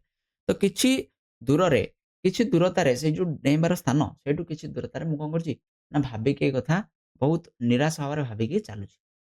I kicked disgustedly at the ground. Kick ମାନେ କ'ଣ? କିକ୍ ମାନେ ଆମେ କହିପାରିବା ଗୋଇଠା ମାରିବା। ଡିସ୍କଷ୍ଟଲି ମାନେ ବିରକ୍ତି ହେଇକି ମୁଁ କ'ଣ ମାଟିକୁ କ'ଣ ହଉଛି ଗ୍ରାଉଣ୍ଡ ଆଟ୍ ଦ ଗ୍ରାଉଣ୍ଡ। ତ ମାଟିକୁ ବେଳେବେଳେ ଆମେ ରାଗିଗଲେ ମାଟିକୁ କ'ଣ କରୁଛୁ ଗୋଇଠା ମାରୁ। ସେଇଭଳି ଭାବରେ ସେ ମଧ୍ୟ ସେମିତି ଗୋଇଠା ମାରୁଛନ୍ତି। ସଡନ୍ଲି ହଠାତ୍ ଭାବରେ କ'ଣ ହଉଛି I felt A hand on my soldier. ମୁଁ ଗୋଟେ କ'ଣ ମୋ ସୋଲ୍ଡରରେ ଗୋଟେ ସୋଲ୍ଡର ମାନେ କାନ୍ଧ। ମୋ କାନ୍ଧରେ କାହାର ଗୋଟେ ହାତ ଥିଲା ଭଳିଆ ମୋତେ ଲାଗିଲା। I felt I turned to look into the friendly blue eyes of the tall German long jumper ହେଲା। I turn ମାନେ କ'ଣ ମୁଁ ବୁଲିଲି to look ଦେଖିବା ପାଇଁ କାହାକୁ ଦେଖିଲି into the friendly blue eyes ମାନେ ଆଖିର ବିଭିନ୍ନ ପ୍ରକାର କଲରକୁ ଏଠି ସେ କହୁଛନ୍ତି ତାଙ୍କର ଆଖିର କଲର କ'ଣ ଥିଲା ସେଇ ଲୋକର ଆଖିର କଲର ବ୍ଲୁ ଥିଲା ମାନେ ନୀଳ କଲରର ଆଖି ଥିଲା of the tall German long jumper ସେ କହନ୍ତି ସେ ଆଉ କେହି ନୁହେଁ ସେ ଯୋଉ ଡେଙ୍ଗା ଯୋଉ ଜର୍ମାନର ଯୋଉ ଲଙ୍ଗ ଜମ୍ପର ଥିଲା ଲଜଲଙ୍ଗ ଯାହାର ନାଁ ଥିଲା କ'ଣ ଲଜଲଙ୍ଗ ସେଇ ଲଜଲଙ୍ଗ ହିଁ ଥିଲା ସିଏ ଯିଏ କ'ଣ କରୁଛନ୍ତି ନା ତାଙ୍କ କାନ୍ଧରେ ହାତ ପକେଇଛନ୍ତି। He had easily qualified for the finals on his first attempt ଯୋଉ ତିନିଟା ଜମ୍ପ ଥିଲା ସେ ଭିତରୁ ଫାଷ୍ଟ ଆଟେମ୍ପ୍ଟରେ ହିଁ ଲଜଲଙ୍ଗ କ'ଣ କରିଛନ୍ତି ଫାଇନାଲ ପାଇଁ କ୍ୱାଲିଫାଏ ହେଇଯାଇଛନ୍ତି। He offered me a firm handshake ସେ କ'ଣ କରନ୍ତି ମୋ ଆଡ଼କୁ ହାତ ବଢ଼ାଉଛନ୍ତି ଗୋଟେ ହ୍ୟାଣ୍ଡସେକ୍ କରିବା ପାଇଁ। ଫର୍ମ ହ୍ୟାଣ୍ଡସେକ୍ ମାନେ ଗୋଟେ ଦୃଢ଼ ହ୍ୟାଣ୍ଡସେକ୍ କରିବା ପାଇଁ ଅଫର କରୁଛନ୍ତି ବା ହାତ ବଢ଼ାଉଛନ୍ତି। ତାପରେ କ'ଣ କହୁଛନ୍ତି ଜେସେ ୱେନ୍ସ ସେ କହୁଛନ୍ତି କିଏ କହୁଛନ୍ତି ଲଜଲଙ୍ଗ କହୁଛନ୍ତି ଯେ Jesse Owens I am Luz Long handshake କଲା ପରେ ସେ କହୁଛନ୍ତି ଜେସେ ୱେନ୍ସ ମୋ ନାଁ ହେଉଛି Luz Long I don't think we have met ଆମେ କେତେବେଳେ ଦେଖା ହେଇଛୁ ବୋଲି ମୁଁ ଭାବିପାରୁନି। He spoke English well though with a German twist to it ସେ କହୁଛନ୍ତି ଜର୍ମାନ ମାନେ ସେତେ ଇଂଲିଶ କହିପାରନ୍ତିନି କିନ୍ତୁ ସେ କ'ଣ କରୁଛନ୍ତି ହି ସ୍ପୋକ୍ ଇଂଲିଶ ୱେଲ୍ ଇଂଲିଶ ଭଲସେ ସେ କହିପାରୁଛନ୍ତି କିଏ ଲଜଲଙ୍ଗ କହିପାରୁଛନ୍ତି ଦୋ ୱିଥ୍ ଏ ଜର୍ମାନ ଟୁଇଷ୍ଟ ମାନେ ଉଚ୍ଚାରଣ ଭଙ୍ଗୀ ଆମେ କହିପାରିବା ଜର୍ମାନ କହିଲା ଭଳିଆ ସେ ଇଂଲିଶଟାକୁ କହୁଛନ୍ତି ବେଳେବେଳେ ଆମେ ଭାରତୀୟମାନଙ୍କର ଇଂଲିଶ ଉଚ୍ଚାରଣ କରିବାର କ'ଣ ଢଙ୍ଗଟା ଅଲଗା ହେଇଥାଏ ବେଳେବେଳେ ଓଡ଼ିଆ କହିବାର ମଧ୍ୟ ଢଙ୍ଗ ଅଲଗା ହେଇଥାଏ ଯେମିତି ମୁଁ ଓଡ଼ିଆ କହୁଛି ତୁମମାନଙ୍କର ଢଙ୍ଗ ମଧ୍ୟ ଅଲଗା ହେଇଥାଇପାରେ ତ ସେମିତି ଜର୍ମାନରେ ଇଂଲିଶ କହିବାର ଢଙ୍ଗ ଗୋଟେ ଅଲଗା ସେଟାକୁ ସେ କହୁଛନ୍ତି ଜର୍ମାନ ଟୁଇଷ୍ଟ ବୋଲି ଠିକ୍ ଅଛି। ଆଉ କ'ଣ ଗ୍ଲାଡ୍ ଟୁ ମିଟ୍ ୟୁ ଜେସେଭେନ୍ସ ତାପରେ କହୁଛନ୍ତି ଗ୍ଲାଡ୍ ମାନେ ଖୁସି ହେବା ମୁଁ ଖୁସି ହେଲେ କ'ଣ ତୁମକୁ ଦେଖା କରିବି ତୁମ ସହିତ ଦେଖା ହେଇକି ମୋତେ ଖୁସି ଲାଗିଲା I said then trying to hide my nervousness I added how are you ହେଲା ମୁଁ କ'ଣ କରୁଛି ନିଜର ନର୍ଭସନେସ୍ ମାନେ ଏଇଟା ଆମେ କହିପାରିବା ଯେତେବେଳେ କୌଣସି ଗୋଟେ ଭୁଲ ଜିନିଷ ଆମ ଦ୍ୱାରା ହେଇଯାଏ ଆମେ କ'ଣ ତାକୁ ଟିକେ ନର୍ଭସ ଥାଏ ଭୟ ତ ଥାଏ କିମ୍ବା କୌଣସି ଗୋଟେ ନୂଆ ଜିନିଷ ଆମେ କରିବାକୁ ଯାଉଛେ ସେ ସମୟରେ ନର୍ଭସନେସ୍ ଆମର ପାଖରେ ଥାଏ ତ ଜେସେଭେନ୍ସ କହୁଛନ୍ତି ଯେ ମୋତେ ସେ ସମୟରେ ନର୍ଭସ ଲାଗୁଥିଲା ତ ମୁଁ ସେଇ ନର୍ଭସନେସ୍ଟା ଲୁଚେଇବାକୁ ଯାଇକି ହାଇଡ୍ ମାନେ ଲୁଚେଇବା ଲୁଚେଇବାକୁ ଯାଇକି ଆଇ ଆଡେଡ୍ ମୁଁ କହୁଛି କ'ଣ ହାଉ ଆର୍ ୟୁ ତୁମେ କେମିତି ଅଛ ଯେ ଲଜଲଙ୍ଗକୁ ପଚାରୁଛନ୍ତି ଜେସେଭେନ୍ସ ଯେ ତୁମକୁ ଦେଖିକି ମୋତେ ବହୁତ ଭଲ ଲାଗିଲା ତୁମେ କେମିତି ଅଛ ଲଜଲଙ୍ଗ କହୁଛନ୍ତି ଆଇ ଆମ୍ ଫାଇନ୍ ମୁଁ ଭଲ ଅଛି ଦ କ୍ୱେଶ୍ଚିନ୍ ଇଜ୍ କିନ୍ତୁ ପ୍ରଶ୍ନ ହେଉଛି ହାଉ ଆର୍ ୟୁ ତୁମେ କେମିତି ଅଛ ଠିକ୍ ଅଛି ନା ନାହିଁ ତ ଏଇଟା କ'ଣ ଥିଲା ତ ଯେହେତୁ ସେ କ'ଣ କହୁଛନ୍ତି ନା ବିରକ୍ତି ଭାବରେ ଗୋଇଠା ମାରି ଦେଉଛନ୍ତି କ'ଣ ସେଇ ପଡ଼ିଆକୁ ଗୋଇଠା ମାରିଛନ୍ତି ତ ଏଇଟା ଦେଖିକି ସେ କହୁଛନ୍ତି ମୁଁ ଠିକ୍ ଅଛି କିନ୍ତୁ ପ୍ରଶ୍ନ ହେଉଛି ତୁମେ କେମିତି ଅଛ ତୁମେ ଠିକ୍ ଥିଲା ଭଳିଆ ଲାଗୁନାହଁ ମୋତେ ବୁଝିହେଲା ନା ନାହିଁ। ତାପରେ ଏଠି ଜେସେଭେନ୍ସ କହୁଛନ୍ତି ହ୍ୱାଟ୍ ଡୁ ୟୁ ମିନ୍ ତମେ କ'ଣ କହିବାକୁ ଚାହୁଁଛ ଆଇ ଆସ୍କ ମୁଁ ପଚାରିଲି ଯେ ତୁମେ କ'ଣ କହିବାକୁ ଚାହୁଁଛ ଏଇ ପ୍ରଶ୍ନରେ ମୁଁ ପଚାରିଲି ଯେ ତୁମେ କ'ଣ କହିବାକୁ ଚାହୁଁଛ ଲଜଲଙ୍ଗ କହୁଛନ୍ତି ଯେ something must be eating you eating ମାନେ ମଷ୍ଟ ବି ଇଟିଂ ମାନେ ଖାଇବା ଆମେ ଜାଣିଛେ କିନ୍ତୁ ଏଠି ଆମେ କହିବା ବିରକ୍ତି ଅର୍ଥରେ ଯେ କିଛି ଜିନିଷ ଅଛି ଯୋଉଟା ତମକୁ ବିରକ୍ତ କରାଉଛି ଯୋଉଥିପାଇଁ ତମେ ଦିଟା ଫାଉଲ କରିସାରିଲ ବୁଝିହେଲା ନା ନାଇଁ। He said proud the way foreigners are when they have mastered a bit of American slang ଏଇ ଯୋଉ must be eating something must be eating ଏଟା ଯୋଉ ତମେ ଦେଖିପାରୁଛ ବୁଝିଲା ଏଇ ଯୋଉ ଜିନିଷଟା ଲେଖା ହେଇଛି ଯେ ସମଥିଙ୍ଗ ମଷ୍ଟ ବି ଇଟିଂ ଏଇଟା ଗୋଟେ ପ୍ରକାର ସ୍ଲାଙ୍ଗ ମାନେ ଅନୌପଚାରିକ ଭାଷା ବେଳେବେଳେ ଗାଉଁଲି ଭାଷା ଆମେ କହିପାରିବା ସ୍ଲାଙ୍ଗକୁ ଏମିତି କହିପାରିବା ଗାଉଁଲି ଭାଷା ଗାଁ ଗହଳିରେ ଆମେ ବେଳେବେଳେ କିଛି କଥା କହିଥାଉ ବୁଝିହେଲା ନା ନାହିଁ ତ ସେମିତି ଆମେରିକାରେ ଏଇ ଯୋଉ ଜିନିଷଟା କୁହାଯାଏ ଯେ something must be eating something must be eating ର ଅର୍ଥ ହେଉଛି ତମେ କୌଣସି ଗୋଟେ ଉପାୟରେ ବା କୌଣସି ଗୋଟେ ଜିନିଷ ତମକୁ ବିରକ୍ତ କରାଉଛି ବୁଝିହେଲା ତ ଏଇଟା ଲଜଲଙ୍ଗ କହୁଛନ୍ତି you should be able to qualify with your eyes closed ତମେ କ'ଣ ନା ତମେ କ୍ୱାଲିଫାଏ କରିଦବା କଥା। ତମେ ଯୋଉ ଭଳିଆ ଡେଉଁଥିଲ, ଯୋଉ ୱାର୍ଲଡ ରେକର୍ଡ କରିଥିଲ, ଯୋଉ ଭଳିଆ ତମେ ଡେଉଁଛ, ତମ ନାଁ ଯେମିତି ଅଛି, ତୁମେ ଆଖି ବନ୍ଦ କରି କଣ କରିବା ଦରକାର? କ୍ୱାଲିଫାଏ କରିଯିବା କଥା। କିନ୍ତୁ ତମେ କଣ କଲଣି 2ଟା ଜମ୍ପରେ ତମେ ଫାଉଲ କରିସାରିଲଣି। ଡିସକ୍ୱାଲିଫାଏ ହେଇଗଲଣି। ବୁଝିହେଲା ନା ନାଇଁ? ତାପରେ ଏଠି ଜେସେ ୱେନ୍ସ କହୁଛନ୍ତି, ବିଲିଭ୍ ମି, ବିଶ୍ୱାସ କର, ଆଇ ନୋ ଇଟ୍। ମୁଁ ମଧ୍ୟ ଏ କଥା ଜାଣିଛି, ମୁଁ ଆଖି ବନ୍ଦ କରିକି କ୍ୱାଲିଫାଏ କରିଯିବା କଥା। I told him and it felt good to say that to someone. ଆଉ ଏ କଥା ଯୋଉ କହୁଛନ୍ତି ସେ ପ୍ରାଇଡର ସହିତ, ବିଶ୍ୱାସ କର ଯେ ମୁଁ ମଧ୍ୟ ଜାଣିଛି ଯେ ମୁଁ ମଧ୍ୟ କଣ ଆଖି ବନ୍ଦ କରି କ୍ୱାଲିଫାଏ କରିଯିବି। କନଫିଡେନ୍ସର ସହିତ ସେ କହୁଛନ୍ତି, ଇଟ୍ ଫେଲ୍ଟ ଗୁଡ୍। ସେ କହିଛନ୍ତି ଏଇଟା କହିକି ମତେ ବହୁତ ବଢିଆ ଲାଗିଲା। ଟୁ ସେ ଦ୍ୟାଟ୍ ଟୁ ସମନ୍, ଜଣକୁ ଏଇ କଥା କହିକି ମତେ ବହୁତ ବଢିଆ ଲାଗିଲା। ଫର ଦ ନେକ୍ସଟ ଫ୍ୟୁ ମିନିଟ୍ସ, ପରବର୍ତ୍ତୀ କିଛି ମୁହୂର୍ତ୍ତ ପର୍ଯ୍ୟନ୍ତ, ୱି ଟକ୍ ଟୁଗେଦର, ଆମେ କଣ କରୁଛୁ? କଥା ହଉଛୁ। I did not tell Long what was eating me. ହେଲା, ମୁଁ କଣ କହୁନି ଏଠି, କହୁନି ଯେ କଣ ବିରକ୍ତି, ଯୋଉ ଜିନିଷ ଗୁଡା ଯେ ନାଜିର ସୁପିରିୟରିଟି ଥିଓରି ହେଇଗଲା, ସେ ଯୋଉ ଡେଉଁଛନ୍ତି କ୍ୱାଲିଫାଏ ଜାମ୍ପରେ, ଏଇ ସବୁ ଜିନିଷ ତାଙ୍କୁ କଣ କରୁଥିଲା ନା ବିରକ୍ତି ପ୍ରକାଶ କରୁଥିଲା। ସେ ତ ସେମାନେ ସେ କଣ କରୁଛନ୍ତି ନା 2 ଥର ଡିସକ୍ୱାଲିଫାଏ ମଧ୍ୟ ହେଇଗଲେଣି। ଏଇ ସବୁ ଜିନିଷ ତାଙ୍କ ମନରେ ଗୋଟେ ବିରକ୍ତି ଭାବ ଜାଗ୍ରତ କରୁଛନ୍ତି। କିନ୍ତୁ ଏଇ ସବୁ ଜିନିଷ I did not tell Long, ସେ କହୁଛନ୍ତି ଲଙ୍ଗକୁ ମୁଁ ଏଇ ସବୁ ଜିନିଷ କହୁନି। ବଟ୍ ହି ସିମ୍ଡ, କିନ୍ତୁ ସେ ଜଣାପଡ଼ିଲା, ହି ସିମ୍ଡ ମାନେ ଜଣା, ଟୁ ଅଣ୍ଡରଷ୍ଟାଣ୍ଡ ମାଇ ଆଙ୍ଗର, ମୋ ରାଗ ସେ ବୁଝିପାରିବା କଥା ମୁଁ ଏଠି ଜାଣିପାରିଲି ଯେ ସେ ମୁଁ ନ କହିଲେ ମଧ୍ୟ ସେ ମୋ ରାଗଟାକୁ ବୁଝିପାରୁଛନ୍ତି। ଆଣ୍ଡ ହି ଟୁକ୍ ପେନ୍ସ, ପେନ୍ ମାନେ କଣ ଏଠି କଷ୍ଟ ଉଠେଇବା। ବୁଝିଲେ, ଜଣଙ୍କ ପାଇଁ କଷ୍ଟ ଆମେ ଉଠାଉଛେ, ଜଣଙ୍କ ପାଇଁ କେୟାର କରୁଛେ, ସେଟାକୁ ହି ଟୁକ୍ ପେନ୍ ବୋଲି ଏଠି କୁହାଯାଏ। ଟୁ ରି ଆଶ୍ୱାର, ଆଶ୍ୱାସନ ଦେବା। ଆଶ୍ୱାର ମାନେ ପୁନଃ ଆଶ୍ୱାସନ ଦେବା, ରିଆଶ୍ୱାର ମାନେ ପୁଣି ଥରେ ଆଶ୍ୱାସନ ଦେବା। କିଏ? ଲଜଲଙ୍ଗ ପୁଣି ଥରେ ଆଶ୍ୱାସନ ଦଉଛନ୍ତି କାହାକୁ? ନା ମତେ, ଟୁ ମି। ବୁଝିହେଲା ନା? ସେ କହୁଛନ୍ତି ହି ରିଆଶ୍ୱାର ପେନ୍ ଟୁ ରିଆଶ୍ୱାର ଟୁ ମି। ବୁଝିହେଲା ନା ନାଇଁ? Although he had been schooled in the Nazi youth movement, he did not believe in the Aryan superior theory business any more than I did. So, although ଯଦିଓ he had been schooled, school ମାନେ ସେ ଯାଇକି ପାଠ ପଢୁଛନ୍ତି କୋଉଠି? ନା Nazi youth movement ଅନୁସାରେ ତାଙ୍କୁ କଣ କରାଯାଇଛି? ଶିକ୍ଷା ପ୍ରଦାନ କରାଯାଇଛି, ଟ୍ରେନିଂ ଦିଆଯାଇଛି। କିନ୍ତୁ ତା ସତ୍ତ୍ୱେ ମଧ୍ୟ he did not believe in the Aryan supremacy। ହେଲା, ତା ସତ୍ତ୍ୱେ ମଧ୍ୟ ସେ ବିଶ୍ୱାସ କରୁନାହାନ୍ତି କୋଉଥିରେ? ନା କିଏ ବିଶ୍ୱାସ କରୁନାହାନ୍ତି? ଲଜଲଙ୍ଗ। ଲଜଲଙ୍ଗ ବିଶ୍ୱାସ କରୁନାହାନ୍ତି କୋଉଥିରେ? ନା ଆରିଆନ୍ ସୁପିରିୟରିଟି ଥିଓରି ଯୋଉ ଗୋଟେ ଥିଲା, ଆରିଆନ୍ ସୁପ୍ରିମେସି, ଯେ ଆର୍ଯ୍ୟ ଜାତି ହିଁ ସବୁଠାରୁ ଶ୍ରେଷ୍ଠ ଜାତି। ଏଇଟାରେ ଲଜଲଙ୍ଗ ମଧ୍ୟ କଣ କରୁନାହାନ୍ତି? ବିଶ୍ୱାସ କରୁନାହାନ୍ତି। ଏନି ମୋର ଦାନ୍ ଆଇ ଡିଡ୍, ମୁଁ ଯେମିତି ବିଶ୍ୱାସ କରୁନି ସିଏ ମଧ୍ୟ ସେମିତି ବିଶ୍ୱାସ କରି ନାହାନ୍ତି। ତାପରେ ସେ କହୁଛନ୍ତି, we ଲାଫ୍ଟ over the fact that he really looked the part ଦୋ। ବୁଝିଲା? ସେ କହୁଛନ୍ତି ୱି ଲାଫ୍ଟ, ଆମେ କଣ କଲୁ ନା ଏଇ କଥାକୁ ଆଲୋଚନା କରିକି ଆମେ କଣ କରୁଛୁ? ହସ ଖୁସି ଆମ ଭିତରେ ଗୋଟେ ଭଲ ପରିବେଶ ସୃଷ୍ଟି ହେଉଛି, ଭଲ ମାହୋଲ ସୃଷ୍ଟି ହେଉଛି, ଆମେ ପରସ୍ପର ସହିତ ହସୁଛୁ ଓଭର ଦ ଫ୍ୟାକ୍ଟ, କୋଉ ଫ୍ୟାକ୍ଟକୁ ନେଇକି? That he really looked the part.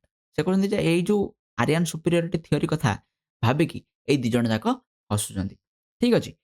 ଆନ୍ ଇଞ୍ଚ ଟଲର ଦାନ୍ ଆଇ, ସେ କହୁଛନ୍ତି ସେଠି ତାଙ୍କର ବଡି ଫିଗରକୁ ସେ କହୁଛନ୍ତି ଆନ୍ ଇଞ୍ଚ ଟଲର। ଆନ୍ ଇଞ୍ଚ, ଆନ୍ ଲାଗେ କୋଉଠି? ଯଦି ଭାୱେଲ ଥିବ ତା ପୂର୍ବରୁ ଏ ବଦଳରେ ଆମେ ଆନର ବ୍ୟବହାର କରିଥାଉ, ଏଇଟା ଆମେ ଜାଣୁଛେ। ଠିକ ଅଛି।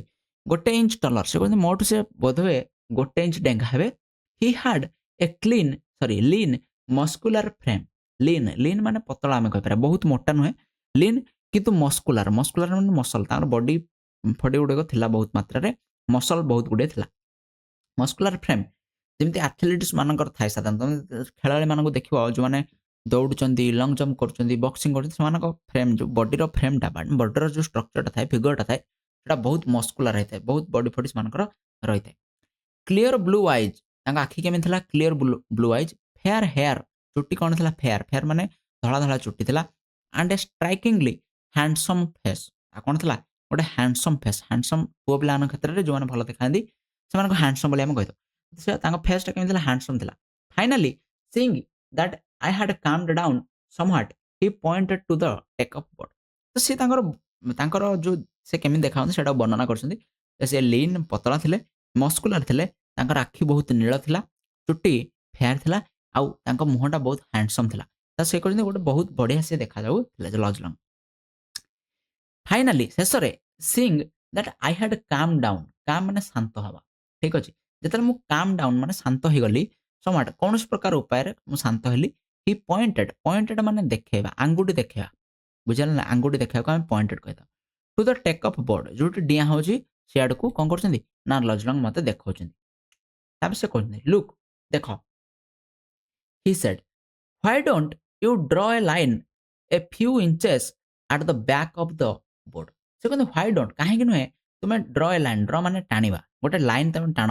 ଏ few inches at the back of the board. ସେ କହୁଛନ୍ତି ତମର ଯଦି ଡେଇଁବାର ଗାର ହଉଛି ଏଟା, ତାର କିଛି ଇଞ୍ଚ ପୂର୍ବରୁ ତମେ ଗୋଟେ ଗାର ଟାଣ। ଠିକ୍ ଅଛି? And aim at making your take off from there. ଆଉ କଣ ଚେଷ୍ଟା କର? ନା ସେଇ ଯୋଉ ପୂର୍ବ ଗାରଠୁ ଡେଇଁବାକୁ ତମେ ଚେଷ୍ଟା କର। ଠିକ୍ ଅଛି ନା ନାଇଁ? ଯାହା ଫଳରେ ହବ କଣ? You will be sure not to foul. ଯାହା ଫଳରେ ହବ କଣ? ତମେ କଣ ଏଇ ଗାରଠୁ ଡେଉଁଥିଲ ବୋଲି ଫାଉଲ୍ ହେଇଥିଲା।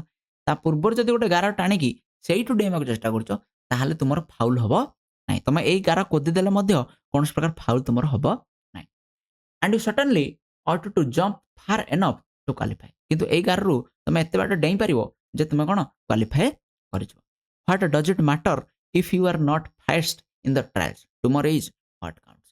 ସେ କହନ୍ତି ହ୍ୱାଟ୍ ଡଜ୍ ଇଟ୍ ମ୍ୟାଟର କଣ ମ୍ୟାଟର କରୁଛି ଯେ ତୁମେ ଯଦି ଆଜି ଫାଷ୍ଟ ହଉନ। ଏଇଟା କେବଳ ଗୋଟେ କ୍ୱାଲିଫାଏ ଜମ୍ପ। କ୍ୱାଲିଫାଏ ଜମ୍ପରେ ଫାଷ୍ଟ ସେକେଣ୍ଡ ଥାର୍ଡ ଧରାଯାଏନି।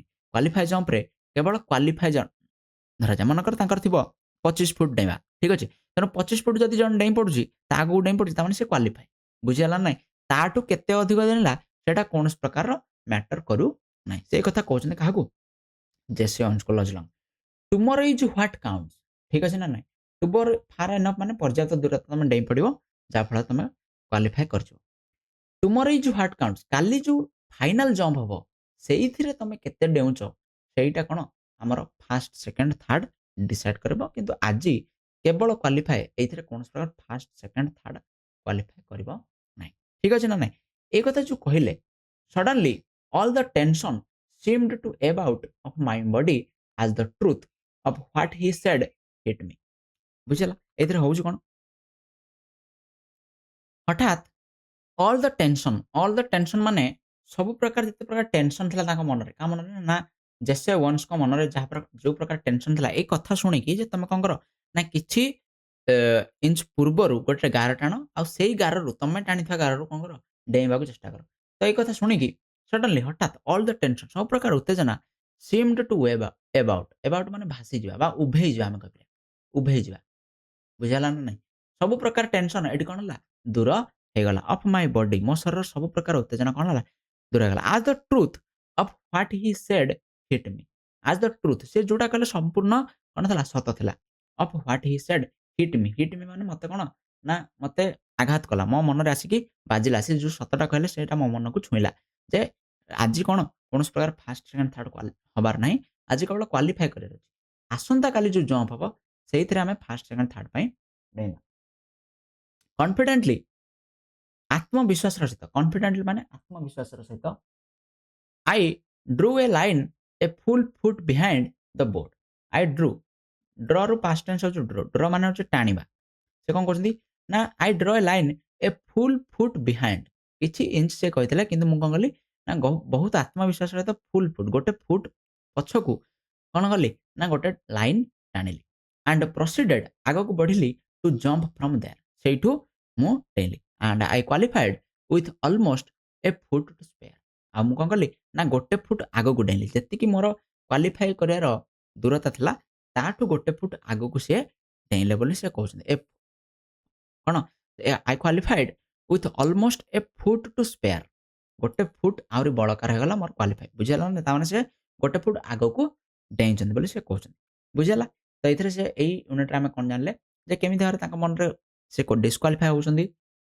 ଆଉ ଲଜଲଙ୍ଗ ଜଣେ ପ୍ରତିଦ୍ୱନ୍ଦ୍ୱୀ ହେଲେ ମଧ୍ୟ ତାଙ୍କର ପ୍ରତିଦ୍ୱନ୍ଦ୍ୱୀ ହେଲେ ମଧ୍ୟ ସେ ଆସିକି ତାଙ୍କୁ କଣ ଆଶ୍ୱାସନା ଦେଉଛନ୍ତି। ଆଉ ତା ଫଳରେ ତାଙ୍କର ସବୁ ପ୍ରକାର ଟେନସନ୍ ଉଭେଇ ଯାଉଛି। ଆଉ ସେ କଣ କରୁଛନ୍ତି? ଡେଉଁଛନ୍ତି ଆଉ କ୍ୱାଲିଫାଏ କରୁଛନ୍ତି। ଠିକ୍ ଅଛି? ନେକ୍ସଟ୍ ଆମେ ୟୁନିଟ୍ 3 ଜାଣିବା। ୟୁନିଟ୍ 3 ରେ କଣ ଅଛି? Do you believe in the adages? ସେ କହୁଛନ୍ତି ଏଡେଜ୍ ମାନେ ପ୍ରବାଦ, ଲୋକବାଣୀ ଆମେ କହିପାରିବା। ପ୍ରବାଦକୁ ଲୋକବାଣୀ କୁହାଯାଏ। ଠିକ୍ ଅଛି? ଗୋଟେ ଲୋକବାଣୀ ଇଂରେଜୀରେ ମଧ୍ୟ ଅଛି ବା ପ୍ରବାଦ କୁହାଯାଏ ବା ପ୍ରୋଭର୍ବ ଆମେ କହିପାରିବା। A friend in need is a friend indeed. ସେ କହୁଛନ୍ତି ଏଇ ଯୋଉ ଲୋକବାଣୀ ଅଛି ସେଇଥିରେ ତମେ କଣ ବିଶ୍ୱାସ କର କି? ବୋଲି କୁହାଯାଉଛି। ଏ ଫ୍ରେଣ୍ଡ ଏଇ ଲୋକବାଣୀର ଅର୍ଥ ଆକ୍ଚୁଆଲି ହଉଛି ଏ ଫ୍ରେଣ୍ଡ ଇନ୍ ନିଡ୍। ନିଡ୍ ମାନେ ଦରକାର। ଦରକାର ସମୟରେ ବନ୍ଧୁ ହଉଛି ପ୍ରକୃତ ବନ୍ଧୁ। ବୁଝିହେଲା? ଯୋଉ ସମୟରେ ବନ୍ଧୁର ଆବଶ୍ୟକତା ଅଛି, ସେହି ସମୟରେ ଯେ କାମରେ ଆସିଲା ସେ ହଉଛି ପ୍ରକୃତ ବନ୍ଧୁ। ଆର ସିଧା ସିଧା ଅର୍ଥ ହଉଛି ଏହା ଯେ ଦରକାର ସମୟରେ ବନ୍ଧୁ ହଉଛି ପ୍ରକୃତ ବନ୍ଧୁ। ଓଡ଼ିଆରେ ଯଦି ଆମେ କହିବା। Read the following unit of the text and note how Jessawans and Lodgelong became good friends। Jessawans ଆଉ Lodgelong ଦି ଜଣ ପ୍ରତିଦ୍ୱନ୍ଦ୍ୱୀ ଥିଲେ, ଅଲଗା ଅଲଗା ଦେଶରୁ ଆସିଥିଲେ, ପରସ୍ପର ବିରୁଦ୍ଧରେ କ'ଣ ଲଙ୍ଗ୍ ଜମ୍ପ ଡେଇଁଥିଲେ। କିନ୍ତୁ ତା ବାଦ୍ ମଧ୍ୟ ସେମାନେ କେମିତି ଗୋଟେ ସାଙ୍ଗ ହୋଇପାରୁଛନ୍ତି ସେ କଥାଟି ଲେଖା ହେଇଛି ତାକୁ ଜାଣିବା।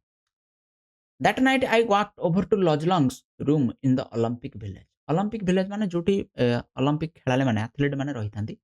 ସେଇଠି କଣ କରୁଛନ୍ତି that night ସେଦିନ ରାତିରେ I walked over ମାନେ ମୁଁ ଗଲି କୋଉଠିକି to Lojlong's room। ଲଜଲଙ୍ଗଙ୍କ ରୁମକୁ ସେ ଯାଉଛନ୍ତି କୋଉଠି ନା ଅଲମ୍ପିକ ଭିଲେଜରେ। To thank him ତାଙ୍କୁ କଣ କରିବା thank him ତାଙ୍କୁ thank you କହିବା ପାଇଁ ତାଙ୍କୁ ଅ, ଅ, ଭଲ କହିବା ପାଇଁ ବା ସେ ଯୋଉ ସାହାଯ୍ୟ କଲେ ମତେ ସେଥିପାଇଁ ତାଙ୍କୁ କଣ thank you ଜଣାଇବା ପାଇଁ ସେ ସେଠିକି ଯାଉଛନ୍ତି। I knew that if it had not been for him ସେ କହନ୍ତି ମୁଁ ଜାଣିଛି I knew ମୁଁ ଜାଣିଥିଲି that if it had not been for him ଯଦି ସେ ନଥାନ୍ତେ ସେଇ ସମୟରେ ସେ ସମୟରେ ସେ ଯଦି ମୋତେ ଶାନ୍ତ କରିନଥାନ୍ତେ advice ଦେଇନଥାନ୍ତେ I probably would not be jumping in the finals ମୁଁ କଣ କରିପାରିନଥାନ୍ତି ନା କ୍ୱାଲିଫାଇ କରିପାରି ନଥାନ୍ତି ଆଉ ଫାଇନାଲ୍ସରେ ଡେଇଁ ମଧ୍ୟ ପାରିନଥାନ୍ତି ତ ଫଲୋଇଂ ଡେ ନେକ୍ସଟ ଦିନ ମୁଁ କଣ ଫାଇନାଲରେ ଡେଇଁ ପାରି ନଥାନ୍ତି। We sat in his quarters ତାଙ୍କ ରୁମରେ ଆମେ କଣ କଲୁ sat ମାନେ ବସିଲୁ and talked କଥା ହେଲୁ for 2 hours 2 ଘଣ୍ଟା ପର୍ଯ୍ୟନ୍ତ ଆମେ କଥାବାର୍ତ୍ତା ହେଇଯାଉଛୁ କୋଉ ବିଷୟରେ about track ମାନେ ଆମେ କହିପାରିବା ଯୋଉ ଦୌଡୁଛନ୍ତି ଯୋଉ ଟ୍ରାକ୍ ସେଇ ବିଷୟରେ କଥା ହେଲୁ and field ବିଷୟରେ ମଧ୍ୟ କଥା ହେଲୁ ourselves ନିଜ ବିଷୟରେ ମଧ୍ୟ ବହୁତ କଥା ହେଲୁ and the world situation ବିଶ୍ୱର କଣ ପରିସ୍ଥିତି ସେଇ ସମୟରେ ବହୁତ ପ୍ରକାରର ବିଶ୍ୱଯୁଦ୍ଧ ଫୁଶ୍ୱଯୁଦ୍ଧ ଏଇ ସବୁ ଜିନିଷ ଥିଲା ଠିକ ଅଛି ନା ନାଇଁ ତ ସେଇ ସବୁ ଜିନିଷ ବିଷୟରେ ମଧ୍ୟ ସେ କହୁଛନ୍ତି ଯୁଦ୍ଧ ଫୁଦ୍ଧ ବିଷୟରେ ମଧ୍ୟ ସେମାନେ କଥା ହେଇଛନ୍ତି and a dozen other thing ବିଭିନ୍ନ କଥା ବିଷୟରେ ସେ କହୁଛନ୍ତି ଏଇଠି ସେ କହୁଛନ୍ତି ଯୋଉ 2 ଘଣ୍ଟା ଆମେ କଥା ହେଲୁ ସେଥିରେ ବିଭିନ୍ନ କଥା ଆମେ ହେଇଛୁ ଫିଲ୍ଡ ବିଷୟରେ ଟ୍ରାକ୍ ବିଷୟରେ ଆମ ନିଜ ବିଷୟରେ କଥା ହେଲୁ ୱାର୍ଲଡ ସିଚୁଏସନ ବିଶ୍ୱର କେଉଁଭଳି ପରିସ୍ଥିତି ରହିଛି ଦେଶ ଦେଶ ଭିତରେ କଣ ସମ୍ପର୍କ ରହିଛି ସେଇ ବିଷୟରେ ମଧ୍ୟ କଥା ହେଲୁ ଆଉ ଡଜନ ଅଦର ଥିଙ୍ଗସ୍ ବିଭିନ୍ନ କଥା ଆମେ ହେଇଛୁ। When I finally got up to leave ଯେତେବେଳେ ଫାଇନାଲି ଶେଷରେ ମୁଁ got up ମାନେ ଠିଆ ହବା ମୁଁ ଠିଆ ହେଲି to leave ମାନେ ଏଠି ଯିବା ମାନେ ସେଇ ରୁମ୍ ଛାଡିକି ଯିବା ନିଜ ରୁମକୁ ଯିବା ପାଇଁ ମାନେ ତାଙ୍କୁ ଛାଡିକି ଯିବା ପାଇଁ ସେ କହୁଛନ୍ତି ମୁଁ ଯେତେବେଳେ ଠିଆ ହେଲି ସେଠୁ ବାହାରିବା ପାଇଁ we both knew ଆମେ ଜାଣିଥିଲୁ ଆମେ both ମାନେ ଉଭୟ ଜାଣିପାରିଥିଲୁ that a real friendship had been formed a real friends ମାନେ ବାସ୍ତବ ବନ୍ଧୁତ୍ୱ ଗୋଟେ ତିଆରି ହେଇଯାଇଛି ଫର୍ମ ମାନେ ତିଆରି ହବା ଗଠିତ ହବା। Lodge would go out to the field the next day trying to beat me if he could. Lodgelong would go out there ମାନେ ସେ ଆସନ୍ତା କାଲି ଦି ଜଣ ଯାକ ବ୍ୟକ୍ତି ଲଜଲଙ୍ଗ ଆଉ ଜେସନ୍ସ ଦି ଜଣ ଯାକ ଗୋଇଂ ଟୁ ଦ ଫିଲ୍ଡ ଯିବେ ନେକ୍ସଟ ଡେ କଣ କରିବେ ନା ଫିଲ୍ଡକୁ ଯିବେ ଟ୍ରାଇଙ୍ଗ ଟୁ ବିଟ୍ ମାନେ ହରେଇବା ମତେ ହରେଇବା ପାଇଁ ଲଜଲଙ୍ଗ କଣ କରିବେ ନା ତା ପରଦିନ ଡେଇଁବେ but I knew that he wanted me to do my best even if that meant my winning but I knew କିନ୍ତୁ ମୁଁ ଜାଣିଥିଲି ଯେ ଲଜଲଙ୍ଗ ୱାଣ୍ଟେଡ୍ ମି ଲଜଲଙ୍ଗ କଣ ଚାହୁଁଛନ୍ତି ଟୁ ଡୁ ମାଇ ବେଷ୍ଟ ମୁଁ ଭଲ କରେ ବୋଲି ମଧ୍ୟ ଲଜଲଙ୍ଗ ଚାହୁଁଛନ୍ତି ସେ ଚାହିଁବେ ମୋତେ ହରେଇବା ପାଇଁ କିନ୍ତୁ ତା ସତ୍ତ୍ୱେ ମଧ୍ୟ ସେ ଚାହୁଁଛନ୍ତି ମୁଁ ଭଲ କରେ ଇଭିନ୍ ଇଫ୍ ଦ୍ୟାଟ୍ ମିଣ୍ଟ ଆଉ ସେଇ ଭଲ କରିବାର ଅର୍ଥ ହଉଛି ଯେ ସେଇଟା ମାଇ ୱିନିଂ ମୁଁ ମଧ୍ୟ ଗୋଲ୍ଡ ମେଡାଲ ଜିତେ ଏଇ କଥା ମଧ୍ୟ କିଏ ଚାହୁଁଛନ୍ତି ନା ଲଜଲଙ୍ଗ ଚାହୁଁଛନ୍ତି। As it turned out, Lodge broke his own past record. In doing so, he pushed me onto a peak performance. ହେଲା as it turned out କଣ ହେଲା ନା ଯେତେବେଳେ ଆମେ ଡେଇଁଲୁ କଣ ହେଲା as it turned out ମାନେ ଏଇଭଳି ହେଲା ଯେ Lodge broke his own past record. ଲଜଲଙ୍ଗ ଯୋଉ ରେକର୍ଡ ତିଆରି କରିଥିଲେ ସେଇ ନିଜର ରେକର୍ଡକୁ ସେ କଣ ନିଜେ ଭାଙ୍ଗି ଦେଉଛନ୍ତି broke his own past record and in doing so ଆଉ ଏମିତି ରେକର୍ଡ ଭାଙ୍ଗିବା ଫଳରେ ହି ପୁଷ୍ଟ ମାନେ ଧକ୍କା ଦେବା ଠେଲିବା ବୁଝିଲା ସେ କଣ କରୁଛନ୍ତି ନା ମତେ ବାଧ୍ୟ କରୁଛନ୍ତି ଟୁ ଏ ପିକ୍ ପରଫର୍ମାନ୍ସ ପିକ୍ ମାନେ ସର୍ବୋତ୍କୃଷ୍ଟ କୃତିତ୍ୱ ଆମେ କହିପାରିବା ପିକ୍ ମାନେ ସବୁଠୁ ଉପରେ ବୁଝିଲା ନା ନାଇଁ ସେଟା ଆମେ କହିପାରିବା ଯେ ପିକ୍ ପରଫର୍ମାନ୍ସ ମୁଁ ମଧ୍ୟ ଭଲ ପରଫର୍ମ କରେ ସେଇଥିପାଇଁ ସେ ବାଧ୍ୟ ମତେ କରୁଛନ୍ତି। I remember that at the instant I landed from my final jump, the one which set the Olympic record 26 feet 5 and quarter inches. ସେ କହନ୍ତି ସେଇ ସମୟରେ at the instant ସେଇ ସମୟରେ ମୁଁ ମନେ ପକାଉଛି ଯେ I landed from my final jump ମୁଁ ଡେଇଁଛି ଆଉ ଲ୍ୟାଣ୍ଡ କରୁଛି to one which set the Olympic record ଆଉ ଯେତିକି ମୁଁ ଡେଇଁଲି ସେଟା ଅଲମ୍ପିକ ରେକର୍ଡ ନୂଆ ରେକର୍ଡ ତିଆରି କରୁଛି of 26 feet 5 inch 26 feet 5 inch ର ନୂଆ ରେକର୍ଡ ସେ ତିଆରି କରିଛନ୍ତି ଅଲମ୍ପିକରେ। He was at my side congratulating me he ବୋଲେ ଟିକେ ଲଜଲଙ୍ଗ ଆଟ୍ ମାଇ ସାଇଡ୍ ମୋ ପାଖରେ ସେ ରହିଛନ୍ତି ମୋ ସାଇଡ୍ରେ ସେ ନିଜେ ହାରି ଯାଇଛନ୍ତି ବୋଲି ସେତିକି ମନ ଦୁଃଖ କରିନାହାନ୍ତି ମୋ ତରଫରୁ ସେ କଣ କରୁଛନ୍ତି କଂଗ୍ରାଚୁଲେଟିଂ ମି ମତେ ଅଭିନନ୍ଦନ ଜଣାଉଛନ୍ତି। Despite the fact that Hitler glared at us from the stands not 100 yards away despite the fact ସେ ଆସିକି ମତେ କଣ କରୁଛନ୍ତି କଂଗ୍ରାଚୁଲେଟ୍ କରୁଛନ୍ତି। ସେହି ସମୟରେ ହିଟଲର ଗ୍ଲେୟାର ମାନେ କ୍ରୋଧରେ ଦେଖିବା। ହିଟଲର ଆମକୁ ଗ୍ଲେୟାର ବା କ୍ରୋଧରେ ଦେଖୁଛନ୍ତି ଆଟ୍ ଅସ୍, ଆମ ଆଡ଼କୁ ଦେଖୁଛନ୍ତି ଫ୍ରମ୍ ଦ ଷ୍ଟାଣ୍ଡ। ଷ୍ଟାଣ୍ଡ ମାନେ କ'ଣ? ଷ୍ଟାଣ୍ଡ ମାନେ ଯୋଉଠି ଦର୍ଶକମାନେ ବସିକି ଦେଖନ୍ତି, ଯୋଉ ପାହାଚ ପାହାଚ ଭଳିଆ ହେଇଥାଏ, ସିଟ୍ ପଡ଼ିଥାଏ ତମେ ଦେଖିବ ସେଟାକୁ ଷ୍ଟାଣ୍ଡ ବୋଲି କୁହାଯାଏ। କ୍ରିକେଟ ଷ୍ଟାଡିୟମରେ ଦେଖିବ କ୍ରିକେଟ ଖେଳିଲା ବେଳେ ଯୋଉ ଲୋକମାନେ ବସିଥାନ୍ତି ସେଟାକୁ ଷ୍ଟାଣ୍ଡ ବୋଲି କୁହାଯାଏ। ଠିକ୍ ଅଛି? ତ ସେଠି ହିଟଲର ବସିକି କ'ଣ କରୁଛନ୍ତି? ନଟ୍ 100 ୟାର୍ଡସ୍ ଆୱେ, 100 ମିଟର ଦୂର ହବନି, ସେଠି ହିଟଲର ବସିକି ଆମକୁ ରାଗିକି ଦେଖୁଛନ୍ତି। ଆଉ ଲଜଲଙ୍ଗ ସେ ସମୟରେ ମତେ କ'ଣ କରୁଛନ୍ତି? ନା କଂଗ୍ରାଚୁଲେଟ୍ କରୁଛନ୍ତି। ହେଲା, ବଧେଇ ଦଉଛନ୍ତି ଯେ ମୁଁ ଜିତିଛି ବୋଲି। ଲଜଲଙ୍ଗ shook my hand hard and it was not a fake smile with a broken heart sort of grip either। ସେ କହନ୍ତି ଲଜଲଙ୍ଗ shook my hand hard, ସେ କହନ୍ତି ବହୁତ ଜୋରରେ ମୋ ହାତକୁ ହ୍ୟାଣ୍ଡସେକ୍ ସେ କରିଛନ୍ତି। and it was not fake, ଏଇଟା ନକଲି ନଥିଲା। ସେ କାରଣ କେବଳ ଏମିତି ଖାଲି ଦେଖେଇ ହବା ପାଇଁ ହ୍ୟାଣ୍ଡସେକ୍ କରୁନାହାନ୍ତି, ଏଇଟା ଗୋଟେ ରିଅଲ ହ୍ୟାଣ୍ଡସେକ୍ ଥିଲା। ସେ ବାସ୍ତବରେ ଖୁସି ଅଛନ୍ତି ମୁଁ କ'ଣ ଗୋଲ୍ଡ ମେଡାଲ ଜିତିଲି ବୋଲି। Smile with a broken heart short of grip, ସେ କହନ୍ତି ନା ଏମିତି ବି ନୁହଁ, ସେମିତି ତାଙ୍କ ହସ ଏମିତି ଲାଗୁନଥିଲା ଯେ ତାଙ୍କର ମନ ଦୁଃଖ ଅଛି ବୋଲି। ବୁଝିହେଲା ନା ନାଇଁ? ସେ କହନ୍ତି ସେ ବାସ୍ତବରେ ଖୁସି ଥିଲେ ଯେ ମୁଁ କ'ଣ କଲି ନା ଜିତିଲି ବୋଲି ବା ରେକର୍ଡ ତିଆରି କଲି। ତାର କ'ଣ? ସେ କହନ୍ତି "You could melt down all the gold medals and cups I have and they would not be a plating on the 24 carat friendship I felt for Lajlang at that moment"। ସେଇ ମୁହୂର୍ତ୍ତରେ ମତେ ଏମିତି ଲାଗିଲା ଯେ "You could melt down", melt ମାନେ ତରଳେଇବା, "all the gold medals", ଯେତେ gold medal ମୋ ପାଖରେ ଅଛି, ଯେତେ କପ୍ ଅଛି, ସେଇ ସବୁକୁ ଯଦି ତରଳିକି ଗୋଟେ କ'ଣ ତିଆରି କରେ? "Be a plating on the 24 carat friendship", ସେଇ ସବୁ ଜିନିଷକୁ ତରଳେଇକି ଯଦି ଗୋଟେ କ'ଣ ମେଡାଲ ତିଆରି କରାଯିବ, ସେଇଟା ମଧ୍ୟ କ'ଣ ହବନି? "They would not be plating on a 24 carat friendship", ଆମ ଭିତରେ ଯୋଉ ବନ୍ଧୁତ୍ୱ ତିଆରି ହେଇଥିଲା, ସେଇ ବନ୍ଧୁତ୍ୱ ସେଇ ସବୁ ଗୋଲ୍ଡ ମେଡାଲ, ସେଇ ସବୁ କପ୍‌ଠୁ ଉପରେ ଥିଲା। "I felt for Lajlang at that moment", ସେଇ ମୁହୂର୍ତ୍ତରେ ମତେ ସେମିତି ଲାଗିଲା ଯେ ଏଇ ଯୋଉ ବନ୍ଧୁତ୍ୱ ତିଆରି ହେଲା ଆମ ଭିତରେ, ସେଇଟା ହଉଛି ସବୁଠୁ ମହତ୍ତ୍ୱପୂର୍ଣ୍ଣ, ସବୁଠୁ ବଡ଼ ପ୍ରାଇଜ୍ ମୋ ଜୀବନର, ଆଉ ତାଠୁ ବଡ଼ ପ୍ରାଇଜ୍ କିଛି ନାହିଁ। ଠିକ୍ ଅଛି? I realized then, ମୁଁ ସେଇ ସମୟରେ ଅନୁଭବ କଲି that Lodge was the epitome of what Pierre de Coubertin, founder of the modern Olympic game, must have had in mind when he said। ସେ କହନ୍ତି ଲଜ୍ ଆଜ୍ ଦ ଏପିଟୋମ୍। ଏପିଟୋମ୍ ମାନେ ଆମେ କହିପାରିବା ଉଦାହରଣ, ଗୋଟେ ପ୍ରକୃଷ୍ଟ ଉଦାହରଣ। କ'ଣ? କାହାର ଉଦାହରଣ? ନା Pierre de Coubertin. Pierre de Coubertin କିଏ? ନା founder of the modern Olympic, modern ଅଲମ୍ପିକର ଫାଉଣ୍ଡର। ଠିକ୍ ଅଛି? ସେ କହନ୍ତି ସେ ଗୋଟେ ଭାଷଣରେ କହିଥିଲେ, କ'ଣ କହିଥିଲେ? ମଷ୍ଟ ହାଭ୍ ହାଡ୍ ଇନ୍ ମାଇଣ୍ଡ, ତାଙ୍କ ମନରେ ଏଇଆ ଥିବ ହ୍ୱେନ୍ ହି ସେଡ୍, ଯେତେବେଳେ ସେ କହିଥିଲେ ଯେ ସେ ଗୋଟେ କହିଥିଲେ ଯେ the important thing in the Olympic games is not winning but taking part. ହେଲା, ଅଲମ୍ପିକ୍ ଗେମ୍‌ର ସବୁଠୁ ବଡ଼ ଇମ୍ପୋର୍ଟାଣ୍ଟ ଥିଙ୍ଗ, ସବୁଠୁ ବଡ଼ ଜିନିଷ ହଉଛି ନଟ୍ ୱିନିଂ, ଜିତିବା ନୁହେଁ। ଜିତିବା ସବୁଠୁ ବଡ଼ ଜିନିଷ ନୁହେଁ। ବଟ୍ ଟେକିଂ ପାର୍ଟ, ଭାଗ ନେବା। ଭାଗ ନେବା ହଉଛି ସବୁଠୁ ବଡ଼ ଜିନିଷ। ଅଲମ୍ପିକରେ ଭାଗ ନେବା ହଉଛି ବହୁତ ବଡ଼ ଜିନିଷ। ଜିତିବା ନୁହେଁ। ଜଣେ ତ ଜିତିବ, କିନ୍ତୁ ଭାଗ ନେବାଟା ହଉଛି ସବୁଠୁ ବଡ଼ ଜିନିଷ। ଦ ଏସେନ୍ସିଆଲ ଥିଙ୍ଗ ଇନ୍ ଲାଇଫ୍, ସେମିତି ସେ ଆଉ କ'ଣ କହୁଛନ୍ତି? କିଏ କହୁଛନ୍ତି? ପିୟର ଡି କଭର୍ଟିନ୍ କହୁଛନ୍ତି। ଦ ଏସେନ୍ସିଆଲ ଥିଙ୍ଗ ଇନ୍ ଲାଇଫ୍, ଜୀବନରେ ମଧ୍ୟ ସବୁଠୁ ବଡ଼ ଜିନିଷ ନୁହେଁ ଇଜ୍ ନଟ୍ କଙ୍କରିଂ, ଜୀବନରେ ମଧ୍ୟ ଜିତିବା ସବୁଠୁ ବଡ଼ ଜିନିଷ ନୁହଁ, ବଟ୍ ଫାଇଟିଂ ୱେଲ୍, ଜୀବନକୁ ଭଲସେ ଲଢ଼ି ପାରିବା, ସେଇଟା ହଉଛି ସବୁଠୁ ବଡ଼ ଜିନିଷ। ଏଇ କଥା ସେ ଲାଷ୍ଟରେ କହୁଛନ୍ତି। ଆଉ ଏଥିରେ ଏଇ ବିଷୟକୁ ସରାଯାଇଛି। ତ ଏଥିରୁ ଆମେ ଜାଣିପାରିଲେ ଯେ ଲଜଲଙ୍ଗ ଆଉ ଜେସେୱନ୍ସଙ୍କ ଭିତରେ ଗୋଟେ ରିଅଲ ଫ୍ରେଣ୍ଡସିପ୍, ଗୋଟେ ବାସ୍ତବ ବନ୍ଧୁତ୍ୱ ତିଆରି ହେଇଛି, ଯାହାଫଳରେ ଉଭୟଙ୍କ ଗୋଟେ ଅଲଗା ଅଲଗା ଦେଶ ହେଇଥିଲେ ମଧ୍ୟ, ଦି ଜଣ ଗୋଟିଏ ସ୍ପୋର୍ଟସରେ ଭାଗ ନେଇଥିଲେ ମଧ୍ୟ, ଦି ଜଣ ପ୍ରତିଦ୍ୱନ୍ଦ୍ୱୀ ହେଇଥିଲେ ମଧ୍ୟ, ପରସ୍ପରକୁ ହରାଇବା ପାଇଁ ସେମାନେ ସେଠି ଲଙ୍ଗ ଜମ୍ପ ଡେଇଁଥିଲେ ମଧ୍ୟ, ସେମାନଙ୍କ ଭିତରେ ଗୋଟେ ଫ୍ରେଣ୍ଡସିପ୍ ତିଆରି ହେଇପାରିଛି। ତ ଏଇ ବିଷୟର ଇମ୍ପୋର୍ଟାନ୍ସ ଥିଲା ଏହା ଯେ ଦି ଜଣ ବ୍ୟକ୍ତି କେମିତି ଫ୍ରେଣ୍ଡସିପ୍ ତିଆରି କରିପାରୁଛନ୍ତି। ଆଶା କରୁଛି ଭିଡ଼ିଓଟି ସମସ୍ତଙ୍କୁ ଭଲ ଲାଗିଲା। ଯଦି ଭଲ ଲାଗିଲା ନିଶ୍ଚିତ ଭାବରେ ସମସ୍ତେ ଭିଡ଼ିଓକୁ ଲାଇକ୍ କରିବା, ଚ୍ୟାନେଲକୁ ସବସ୍କ୍ରାଇବ୍ କରିବା, ହେଲା, ଆଉ ସାଙ୍ଗମାନଙ୍କ ସହିତ ସେୟାର କରିବା। ଆଉ ଯଦି କ୍ୱେଶ୍ଚିନ୍ ଆନ୍ସର ଦରକାର କିମ୍ବା ଏ କ୍ୱେଶ୍ଚିନ୍ ଆନ୍ସରର PDF ମଧ୍ୟ ଦରକାର, ତାହେଲେ ତୁମେ ମଧ୍ୟ କମେଣ୍ଟ କରିପାରିବ।